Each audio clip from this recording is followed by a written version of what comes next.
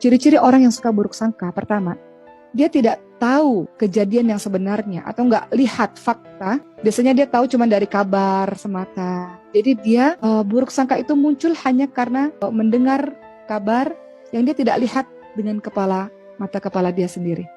Kedua, kenapa dia bisa berburuk sangka? Apa ciri orang yang berburuk sangka? Karena dia memang sejak awal sudah punya anggapan yang buruk.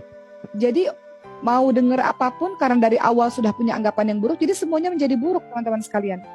Anggapan buruk akan melahirkan prasangka buruk. Sebaliknya, anggapan yang baik melahirkan prasangka yang baik. Ketiga, cek pada diri kita sendiri, apakah kita termasuk orang-orang yang suka suuzon. Teman-teman, hati-hati. Orang-orang yang suuzon ini bisa saja dia menuduh seseorang dengan apa yang orang itu tidak perbuat. Bisa jadi itu menjadi sebuah fitnah. Wah, itu mengerikan tuh. Keempat, kenapa ada orang yang suuzon? Mungkin orang itu memiliki pengalaman yang buruk terhadap seseorang yang sedang ia cari-cari kesalahan itu. Sehingga dia akan memiliki anggapan buruk pada orang tersebut berdasarkan pengalamannya sendiri.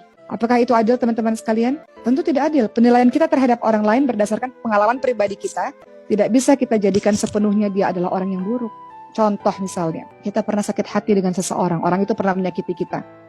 Kemudian kita dengar dia melakukan sesuatu yang buruk. Kemudian kita katakan pada orang banyak, tuh kan benar, dia memang orangnya begitu. Dan segala sesuatu lainnya. Kita bisa berkata begitu karena kita terluka dengan apa yang dilakukan kepada kita misalnya. Sehingga kita mudah untuk berprasangka buruk, cari-cari kesalahan dan mengibahnya. Tidak adil, teman-teman sekalian. Apa yang kita rasakan karena kita terluka, kemudian membuat kita melakukan sebuah perbuatan yang tidak adil dengan mengatakan dia seluruhnya buruk. Dan akhirnya jadi berprasangka buruk dan menyebarkan keburukan-keburukan atau menyebarkan ghibah kepada orang lain.